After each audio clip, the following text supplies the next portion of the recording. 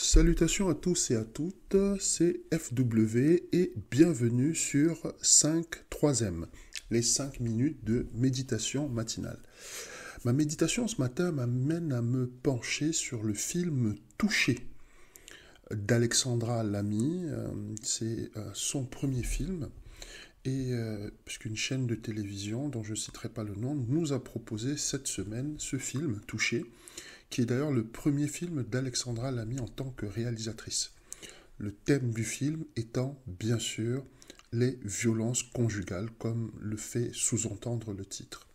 Alors, sujet très important, parce qu'il ne faut pas oublier que les violences conjugales faites aux femmes représentent tout de même 63% des violences conjugales, selon l'Observatoire national de la délinquance et des réponses pénales. Ma méditation porte donc sur le problème de la violence dans le couple et surtout aussi de la violence dans notre société comme mode d'expression. À la base, pour nous autres qui sommes chrétiens et qui lisons la Bible, la violence n'est pas une mauvaise chose.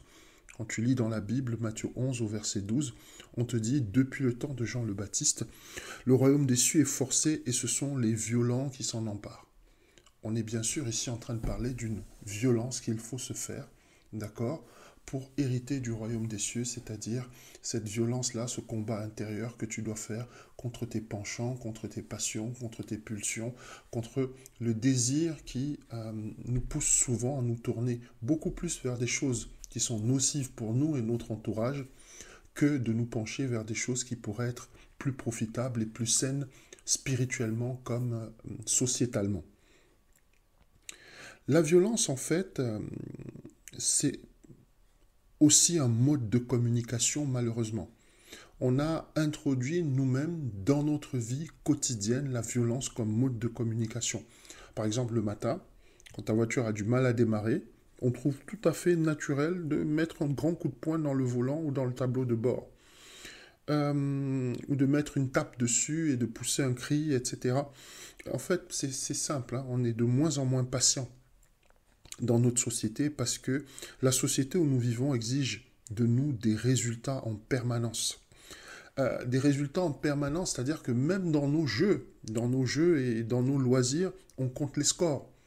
C'est pour vous dire à quel point la culture du résultat est ancrée en nous. Et cette impatience va naturellement se manifester dans notre vie conjugale par le désir de soumettre nos compagnes et nos compagnons à notre volonté au plus vite.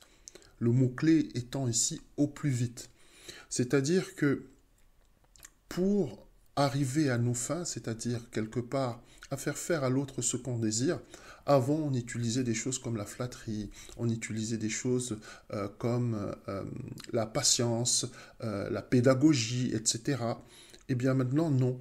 On utilise la violence en fait pour accélérer ce processus de domination parce que quelque part nous sommes la génération des 5 minutes. Il faut que tout soit prêt en 5 minutes. On n'a plus le temps, on n'a plus la patience. Ce qu'il faut savoir aussi avec la violence, c'est que la violence, elle n'est pas genrée. Malheureusement. Et si le film d'Alexandre Lamy ne fait la lumière que sur la violence commise sur les femmes, c'est-à-dire les femmes battues, le film nous démontre en fait que si des femmes battues s'unissent et se reconstruisent pour lutter contre un ex violent, elles peuvent s'en sortir. Mais la réalité aussi est que les hommes aussi sont touchés par les violences conjugales. Concrètement, si tous les 3 jours une femme décède sous les coups de son conjoint, tous les 12 jours un homme périt de la main de sa conjointe. Preuve que le combat doit être mené des deux côtés. La violence doit absolument être exclue des ménages, exclue de la société. Et pour ça, il faudrait que nous puissions apprendre à prendre sur nous. Nous puissions apprendre à aimer. Nous puissions apprendre à tolérer.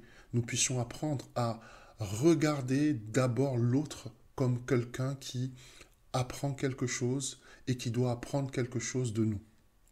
Je terminerai cette méditation par Éphésiens 4, d'accord, qui nous dit concrètement que soyons toujours doux, humbles, doux et patients et qu'on doit toujours se supporter les uns les autres avec amour. Je te souhaite une très bonne journée.